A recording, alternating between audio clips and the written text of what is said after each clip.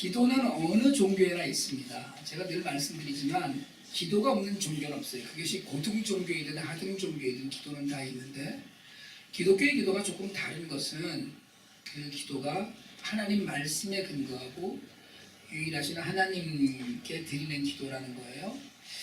근데 기도는 하나님의 뜻을 구하는 것이다, 또 하나님 나라가 이 땅에 이루어지기를 구하는 것이다 라고 우리가 얘기하지만, 그럼에도 불구하고 사실은 어떤 기도에든지 반드시 자신의 간구가 들어가 있게 되어 있습니다. 사실은 하나님 뜻이 뭔지 알게 해주세요 라는 것도, 또는 하나님 뜻대로 살겠습니다, 힘을 주세요 라는 것도 사실은 우리의 간구거든요. 그러니까 우리의 뜻이 어쨌든 관철되는데 그 안에 하나님의 뜻이 녹아 있는 그 기도가 우리의 기도입니다. 느헤미야는 지난주에 말씀드렸던 것처럼 고국의 황폐함을 놓고 기도했어요. 근데 여러분, 그 기도가 짧지 않았습니다. 굉장히 길었어요. 얼마나 길었냐면 4개월쯤 걸렸습니다. 그 계속 기도를 하고 있는 동안의 기간이요. 여러분, 언제까지 기도한다고 그랬죠? 제가 기도는 언제까지 하는 거라고 말씀드렸었는데, 언제까지 하는 거예요? 기도는 응답될 때까지 하는 겁니다. 기도는 어떻게든 그냥 간단히 하나님 이것을 한번 해주세요 그러고 팔짱 끼고 어떻게 하시나 보자 이러는 게 기도가 아니고요.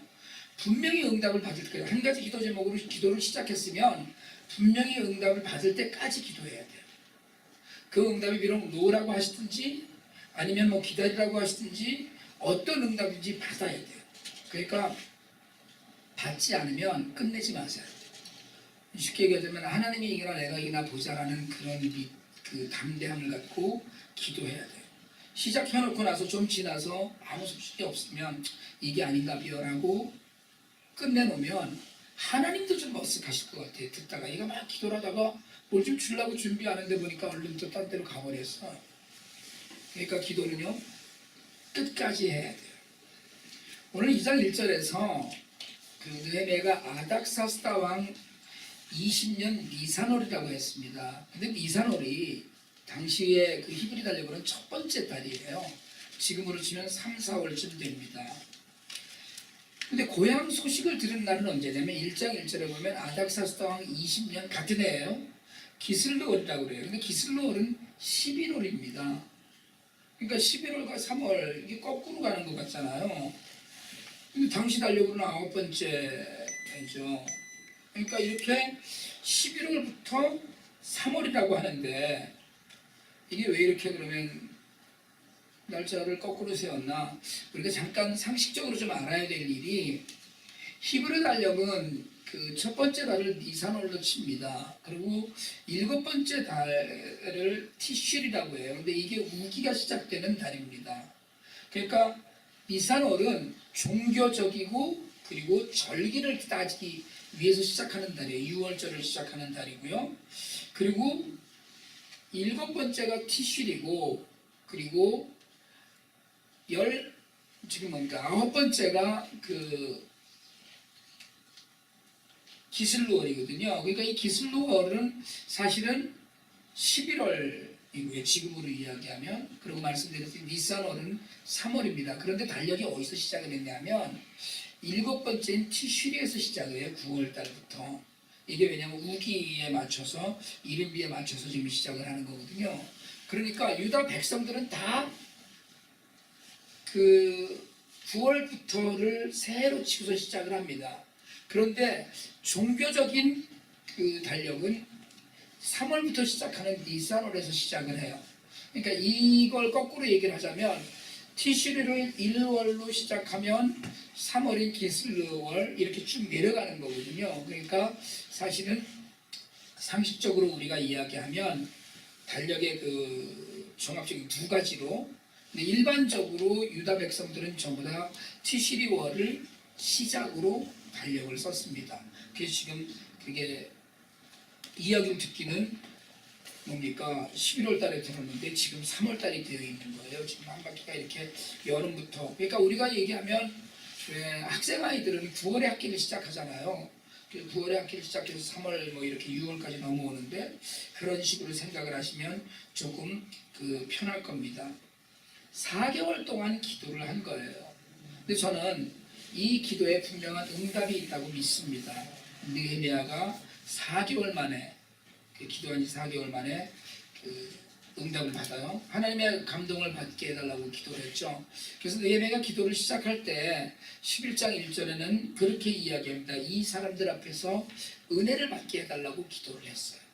그러니까 자신이 술 맡은 관원이었는데 우리 기도를 듣고 오늘 저를 좀 형통하게 해주셔서 하나님의 은혜를 받게 해달라고 그렇게 기도했습니다.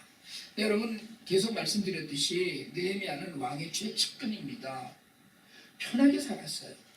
최고 권력자의 측근으로 정치와 전혀 관계없는 더군다나 관직에 있었고요. 두터운 신임을 얻은 사람입니다. 이게 아무나 술 맡은 관원 자리에 주지 않거든요. 이민자였지만 당시 글로벌 제국이었던 페르시아에서 누구도 부럽지 않은 그런 삶을 살았어요. 근데 어느 날 한 번도 가본 적이 없는 고국의 소식을 듣는 순간부터 그 마음에 불붙는 조국에 그리고 하나님의 은혜에 대한 갈망이 뜨거움에 불이 붙었어요. 그리고 눈물로 기도한 4개월이었습니다. 그의 기도의 시작은 폐허가 된 하나님의 도성 예루살렘 또 그 백성들을 향한 안타까움이었을 거예요. 근데 저는 이 4개월 동안의 기도가 바뀌었다고 믿습니다. 처음에는 안타까워서 하나님 어떻게 해요? 그러면서 기도했을 거예요. 거기 있는 사람들 좀 도와주세요. 좀 좋은 사람들이 이미 에스라 학사가 가 있었던 2차 귀환하고 14년쯤 지난 때였거든요. 그러니까 예루살렘이 속히 좀 재건되게 해주세요라고 자신과 관계없이 기도했을 거예요. 그리고 마침내 느헤미야는 내가 가라는 응답을 받았을 겁니다. 제가 저희 아버님께서 개척을 하신 교회가 메릴랜드에 있었습니다. 굉장히 아름다운 공동체였어요. 저희 아버님이 이른에 은퇴하셨으니까 지금으로 치면 거의 한 40년 전에 은퇴하신 거죠. 1년에 한 번씩 은퇴하시고 나서는 1년에 한 번씩 제가 모시고 이제 매년 7월이 그 교회 설립 기념주일에서 방문하실 때 제가 모시고 다녔는데 시골 교회에서 60-70명이 모이는 정말 좋은 교회였습니다. 30년도 더 된 30년쯤 된 옛날 얘기네요. 그 교회 담임 목사님이 참 사람이 좋았는데 저희 아버님 한국에서 제자를 담임 목사를 모셔다 놓고 저희 아버님 은퇴하셨거든요. 근데 조금 시간이 지나면서 성도들이 자꾸 주는 거예요. 제가 어느 날 비즈니스 할 때인데 그 목사님이 한국에서부터 저하고는 잘 형 동생 하면서 친하게 지냈던 분이거든요. 그 목사님이 전화를 하셔서 저한테 11조를 그 교회로 보내줄 수 없느냐고 그러시는 거예요. 그렇게 어려웠죠. 제가 정말 그때 그 교회를 위해서 매일 새벽에 기도를 하는데 하나님 그 교회를 좀 잘 부흥하게 해주시고 정말 성도들이 은혜 많이 받게 해주시고 목사님도 강건하게 하느라고 기도를 하는데 새벽마다 기도를 했어요. 새벽에 이제 저희 제 아내는 새벽 예배를 나가고 저는 이제 비즈니스를 나가니까 새벽 예배 시간에 일어나서 기도를 하는데 어느 날 제가 내가 가라는 음성을 들었어요. 굉장히 선명하게 들었습니다. 이게 뭐 잘못 들은 거지 이런 생각을 처음엔 했어요. 그 음성이 매일 새벽에 기도할 때마다 제 가슴에서 기도 가운데 그렇게 들려오면서 그게 하나님의 말씀으로 다가왔어요. 마음에 큰 부담이 됐죠 사실은. 그리고 신학 공부를 시작했어요. 저는 지금도 분명히 믿는 것은 하나님께서 그때 내가 가라고 하신 말씀은 내가 가서 그 교회 담임 목사를 해라 이런 뜻이 아니었다는 걸 분명히 믿습니다. 다만 이제 하나님의 신실한 종이 되라는 말씀으로 들었어요. 한참 지나서 그것이 콜링이라는 것을 알았습니다. 그 교회를 위해서 제가 기도했는데 정말 오래도록 열심히 기도했는데 하나님께서는 제게 네가 가라는 분명한 음성을 들려주셨어요. 느헤미야는 4개월 동안 나라와 민족을 위해서 기도하면서 처음에는 분명히 도와달라고 기도했을 거예요. 하나님의 뜻이 무엇인지를 구했을 거고 그리고 사실은 자신이 먼저 갈 생각을 갖고 있던 것은 아니었을 겁니다. 근데 기도가 익어가면서 결국에는 느헤미야가 가서 성벽을 재건해야 되겠다라는 결심을 하는 하나님의 응답을 받아요. 그럼 진짜 기도하는 사람은 자신이 한 기도를 위해서 행동하는 사람입니다. 기도만 딱 해놓고 하나님이 다 해줄 것을 믿는 통 큰 것 같은 헛된 믿음이 아니라 기도한 것이 이루어지도록 움직이는 사람입니다. 결단하는 사람이에요. 여러분 우리가 기도하는 걸 이루려면 희생하는 것도 있고 내려놓아야 될 것도 있습니다. 그렇게 행동하는 사람이에요. 학생이 좋은 성적을 달라고 기도하면 기도하고 공부해야 됩니다. 공부하고 돈을 써서 대리 시험을 치면 언제고 그 실력이 드러나요. 진실이 드러나거든요. 최근에 미국을 흔들고 있는 미국판 스카이캐슬 사건이 그런 걸 말해주고 있는 거거든요. 하나님 좋은 성적을 얻게 해주세요라고 기도했으면 좋은 성적을 얻을 수 있을 만큼 기도해야 됩니다. 그래서 우리는 가끔 수능 때 제일 교회가 제일 새벽 기도가 번성한다고 그러잖아요. 수능 때만 되면 절간도 뭐 수능 때만 되면 좌우간 수입이 많이 늘어난다고 그렇게 얘기를 하는데 여러분 사실은요. 그리고 수능 때 뭐라고 기도합니까? 부형들이 우리 아이 좋은 성적 받게 해달라고 기도하거든요. 제 양심으로는 그렇게 기도 못합니다. 하나님 공부 열심히 한 거 잘 기억나게 해주세요. 거기까지는 기도할 수 있지만 공부하지 않은 것도 맞출 수 있게 해주세요라고 기도하는 건 그건 잘못된 거거든요. 그러니까 어떻게 해야 된다고요? 기도하는 것만큼 움직여야 돼요. 돈 벌게 해주세요라고 기도하면서 자신은 열중시하고 있으면 예수님도 못 이룹니다. 그 일은. 기도만 하지 말아야 되지만 또 한편으로는 자신만 믿지 말아야 합니다. 건강한 신앙은 기도하고 기도한 것을 기회가 왔을 때 행동하는 신앙이에요. 기도도 하나 안 하고 자기 입으로 뭐든 해보려는 불신앙도 문제지만 기도만 하고 하늘에서 알아줘서 해주겠지라고 하는 맹목적인 신앙이 더 위험합니다. 그러니까 여러분 기도하면 움직여야 돼요. 제가 이번에 4월 1일 날 다시 IT에 갑니다. 좀 힘들긴 하지만 그래도 또 가려고 하는 건 IT가 건축 문제를 얼른 마무리해야 되기 때문이거든요. 저희가 이 일을 시작한 게 산꼭대기에 그냥 2만 불 정도 들여서 공원 하나 지어주려고 시작을 했어요. 그래서 하나님 이 일이 잘 이루어져서 삼성공화원이 애들이 산꼭대기에 서지만 편안하게 그냥 렌트 문제로 힘들지 않게 해주세요라고 기도를 했는데 하나님은 건축 부지값만 16만 불이 드는 일을 만드셨어요. 제스케라고는 좀 전혀 다른 일이죠. 그러니까 여기까지 인도하셨으니까 하나님이 해주실 것을 믿고 기도를 하는데 하나님이 해주실 것을 믿고 기도하지만 하나님이 무슨 벽돌을 내려주고 천사들을 보내서 집을 지어주시는 건 아니라는 거죠. 열심히 기도하지만 가서 해야 되는 일들이 있어요. 기도한 만큼 뛰어야 되고 손발을 움직여야 됩니다. 하나님께서는 느헤미야의 마음에 불을 붙이셨어요. 그리고 느헤미야는 하나님께서 왕과 페르시아 사람들의 마음을 감동시키셔서 은혜를 입게 해달라고 기도하고 있었습니다. 그래서 2장 1절 2절은 이렇게 시작을 합니다. 우리 같이 한번 읽어볼까요?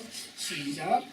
아닥사스다 왕 제20년 미살월에 왕 앞에 포도주가 있기로 내가 그 포도주를 왕에게 드렸는데 이전에는 내가 왕 앞에서 수심이 없었더니 왕이 내게 이르시되 병이 없거늘 어찌하여 얼굴에 수심이 있느냐 이는 필연 내 마음에 근심이 있음이로다 하더라. 그때 내가 크게 두려워하여. 하나님은 하나님의 때에 일하십니다. 기도하면서 4개월이 지났어요. 그 기도하는 4개월 동안 느헤미야가 왕 앞에서 아무 일도 하지 않았던 게 아닙니다. 늘 하던 일을 했어요. 그런데 빛이 어두운 거예요. 근심이 얼굴에 가득했습니다. 평소와 달리 좋지 않았어요. 어쩌면 지난 4개월 동안에도 사실은 그랬는지 모릅니다. 그런데 그날 왕이 물어요. 또 어디 아픈 것 같지 않은데 무슨 걱정되는 일이 있느냐고 물었어요. 너 인상이 왜 그래? 뭔 일이야? 이렇게 묻는 거예요 지금. 여러분 당신은 왕은 신적인 존재입니다. 우리가 에스더서에서 들었던 것처럼 왕비조차도 왕이 나한테 오라고 얘기하지 않았는데 나오면 그냥 죽여버릴 수 있는 그런 때였습니다. 전혀 지금과 같이 무슨 합리적 이런 얘기 전혀 없던 때예요. 더군다나 느헤미야는 왕의 술잔을 책임지는, 지난주에 말씀드렸듯이 독살이나 암살이 횡행하던 그런 시대에 왕의 건강을 책임지고 술이 깨끗함을 보증해야 되는 직책에 있던 느헤미야가 술잔을 들고 가면서 인상 팍 쓰고 들고 가면 술 맛이 나겠어요? 여러분들은 술을 안 드시니까 잘 모르시는 표정을 딱 짓고 계신데 여러분 그건 왕이 마음 놓고 술을 마실 수 있겠어요?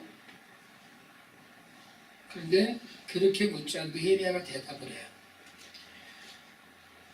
중요한 구절이니까 같이 한번 읽습니다. 느헤미야 2장 3절 시작. 왕께 대답하되 왕은 만세수를 하옵소서. 내 조상들이 묘실이 있는 성읍이 이제까지 황폐하고 성문이 불탔사오니 내가 어찌 얼굴에 수심이 없사오니까. 왕이 너무 걱정했냐 이렇게 하고 물었을 때 굉장히 친근한 거거든요. 그렇게 물으니까 기회를 딱 보고 이야기를 시작해요. 만수무가 맛이 없어서 이야기하고 무슨 얘기를 하냐면 내 조상들의 묘실이 있는 이 이야기를 합니다. 이게 아주 절묘한 신의 한 수예요. 지금 느헤미야의 머릿속에 뭐만 있냐면 예루살렘 성벽이 불탔다는 건 적군의 그 위험에 노출되어 있고 사는 게 힘들어졌다는 얘기거든요. 그걸 지금 지어야 돼. 그런데 뭘 먼저 얘기를 하냐면 조상들의 묘실이 있는 곳이라고 그랬어요.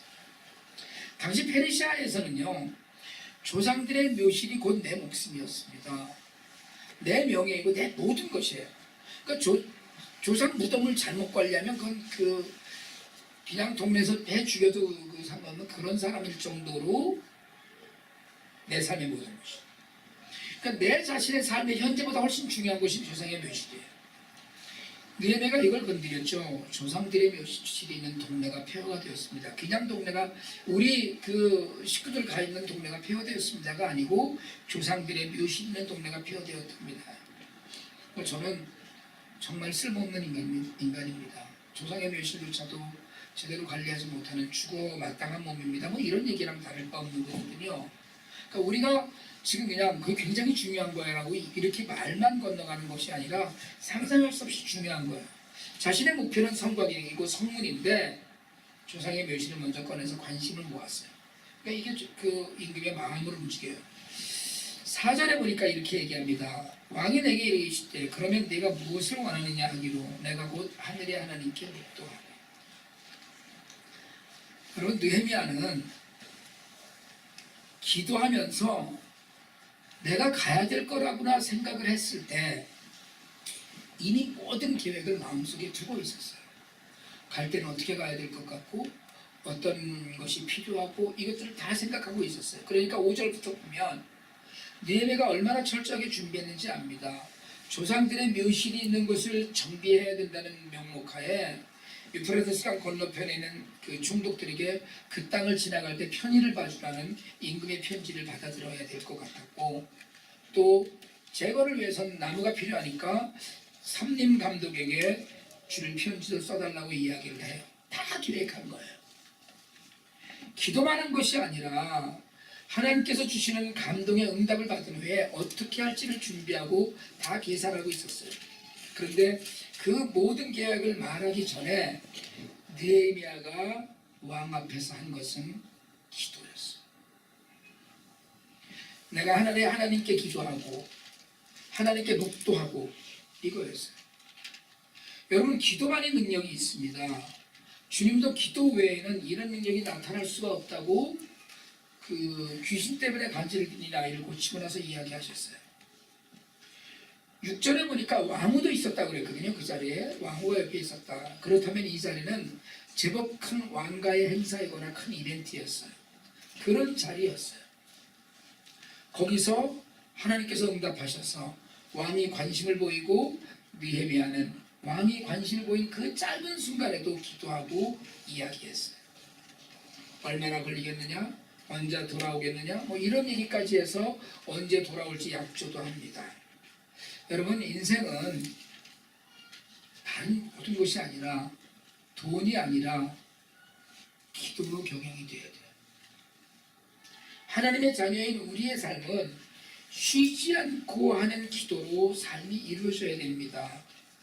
사람들과 대화하면서도 잠깐이라도 기도하는 마음으로 대화가 진행될 수 있어야 돼요.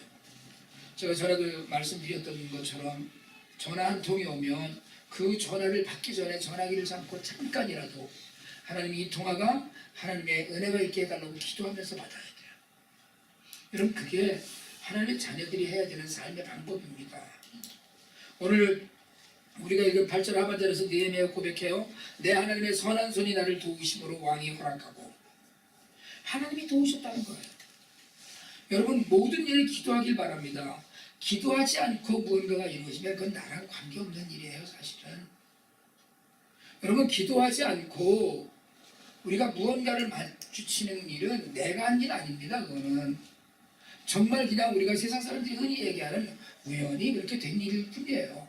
그러나 기도하고 만난 일은, 그래서 하나님의 선한 손이 도우시었다고 믿음의 고백을 하는 이 모든 일은 터무니없어 보이는 일처럼 보이더라도 하나님의 은혜로 이루어지는 일이에요. 그 믿음의 고백이 우리에게 있습니다. 기도하면서 하는 일, 하나님께서 인도하시는 일이에요. 여러분 무슨 일을 하시든지 하나님께 기도하시면서 그 기도 가운데 응답의 은혜가 여러분들께 있길 바랍니다. 그런데 여러분 기도하고 가는 일, 하나님께서 인도하시는 일에도 방해가 있습니다. 느헤미야는 적어도 한 달 이상, 넉넉히는 2달쯤 걸려서 예루살렘에 도착했을 거예요. 먼 길이었습니다. 1400km가 넘는 길이었을 테니까요. 예루살렘에 도착해요. 하나님께서 은혜를 주시고 보여주시고 응답하셨다면 뭐든지 일사천리로 돼야 됩니다. 우린 그렇게 생각해요. 하나님이 하시는 일인데 잘 돼야지. 하나님이 나를 도우셨는데 그럼 뭐 순식간에 돈 벌어야지. 하나님이 해주셨는데 다 그냥 형통해야지. 그런데 하나님이 하신 일에도 방해꾼이 있었어요. 오병이의 기적이 일어난 다음에 예수님은 사람들이 막 몰려드니까 제자들을 배 태워서 보내십니다. 야, 얼른 건너가 있어라. 편안하게. 그리고 배를 태워서 보내요. 예수님이 배를 태워서 보낸 그 배를 타고 가는데 뱃사람인 제자들도 견디기 어려운 풍랑을 만납니다. 예수님이 태워서 보내신 거예요. 그런데도 견딜 수 없는 풍랑을 만나요. 예수님이 보내셨으면 정말 쾌속수처럼 가야 되는 거 아닙니까? 그래야 되지 않나요? 그런데 예수님이 보냈는데 풍랑을 만나요. 느헤미야는 하나님의 은혜로 기도응답으로 예루살렘을 재건하러 왔어요. 근데 거기에 방해꾼이 있었어요. 10절에 보니까 산발락과 도비아가 이스라엘 자손을 흥황하게 하려는 사람이었다는 듣고 심히 근심하더라고 이야기합니다. 산발락과 도비아는 모압과 암몬 사람입니다. 모압과 암몬 사람은 이스라엘 백성들과 굉장히 원수지간에 있었어요. 근데 원래 모압과 암몬의 조상은 누굽니까? 아브라함의 조카인 롯이에요. 롯이 소돔성이 다 불탄 다음에 자기 딸들과 동침해서 낳은 자손들이 모압과 암몬입니다. 그런데 모압과 암몬은 이스라엘 백성들이 애굽에서 나와서 광야 생활을 할 때 굉장히 많이 박해를 했어요. 심지어 모압 자손들은 부울 사람 그 아들 발람을 불러다가 뇌물을 줘가면서 이스라엘을 저주하려고 했어요. 그래서 신명기 23장 3절에 보면 암몬 사람과 모압 사람은 여호와의 총에 들어오지 못할지니 여호와의 총에 영원히 들어오지 못할 것이라고 이야기하십니다. 하나님이 하신 말씀이에요. 이스라엘 총회라는 건 여러분 우리가 이스라엘에 세금 내고요 할례 받고 나면 이 양을 고줍니다. 모자, 빵떡 모자죠. 히브리 사람 되는 일은 굉장히 간단합니다. 율법을 지키겠다는 사역하고요. 그러면 돼요. 이스라엘 총회는 굉장히 개방적이었습니다. 그래서 미디안 사람들도 많이 이스라엘 백성들이 되었고요. 심지어는 모세 장인도 사실은 그 이스라엘 총회에서 일을 좀 하고 돌아가긴 했지만 이방 사람들을 많이 포용합니다. 다 이스라엘 자손을 삼아요. 그런데 하나님이 암몬 사람과 모압 사람은 영원히 이스라엘 총회에 들이지 말라고 명령하셔요. 이 두 사람이 산발락과 도비아가 느헤미야의 일을 조롱하고 방해하고 비방합니다. 결국에는 이 사람들이 제거되지만 여기서 우리가 주목할 것은 하나님의 일에도 방해하는 사람, 반대하는 사람이 분명히 있다는 거예요.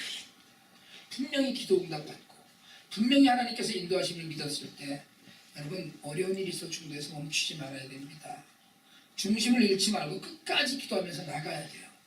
시작은 하나님의 은혜로 시작하고 기도의 응답으로 시작해놓고 반대하는 사람이 있다고 거기에 초점을 맞추면 아무 일도 일어나지 않습니다. 끝까지. 혹시 내가 기도하고 하나님께서 이쪽 길로 인도하신다고 생각을 했는데 가다 보니까 암초를 만나면 피해가라고 주신 것이 아니고 넘어가라고 주신 것인 것을 믿으시길 바랍니다. 어떤 어려움이 있어도 그래요. 느헤미야는 예루살렘에 도착한 후에 3일 정도를 쉬고 여러 사람들을 만났을 거예요. 그리고 곧장 밤에 정세를 살피러 나갑니다. 기도만 하고 앉아있지 않는 거예요. 여러분, 느헤미야는 기도로 자신의 인생을 경영했습니다. 하나님께 은혜를 구했을 때 하나님께서는 상상했던 것보다 더 큰 은혜를 왕으로부터 입게 하셨어요. 방해하는 자들이 있었지만 몸으로 그 모든 것을 헤쳐나가는 일에 두려워하지 않았습니다. 무너진 예루살렘을 재건하면서 이스라엘 민족의 신앙을 재건해요. 무슨 일이든지 기도하시기 바랍니다.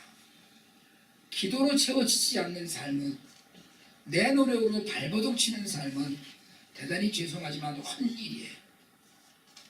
절대 이루어지지 않습니다. 아니, 이루어져도 악한 길로 계속 갈 수밖에 없게 되어 있어요. 하나님께서 은혜로 응답하시는 기도가 우리의 모든 간구가 되어야 돼요. 여러분, 그리고 기도했으면, 그래서 하나님의 뜻이라고 믿는다면 결단하셔야 돼요. 어려움이 눈에 보입니다. 당연히 어려움이 눈에 보이죠. 왕의 총독이 무슨 이거 편지를 써주잖아 세상 없어도, 왕이 조서를 내렸어도 에스라가 성벽을 재건하다가 멈추고 말았는데 오죽하겠어요. 밥을 굽는 일이 있어도 하나님께서 원하시는 일이라면 멈출 수 있어야 되고, 여러분, 남들에게 손가락질을 받는 일이 있어도 하나님께서 원하시는 일이라면 목숨을 걸고 나아갈 수 있는 결단, 기도하는 백성이 하는 삶의 방식입니다. 우리 모두에게 하나님의 이 은혜가 있어서 정말 기도하면서 주의 은혜를 온전히 누려서 많은 사람들이 저 사람 기도하더니, 기도해서 어려운 길로 가는 것 같더니 결국은 하나님의 은혜로 성공했구나, 이런 증거가 우리 삶에서 많아져서 많은 사람들이 우리를 보고 하나님의 능력을 보는 그런 은혜가 있기를 주님의 이름으로 축복합니다. 기도드리겠습니다.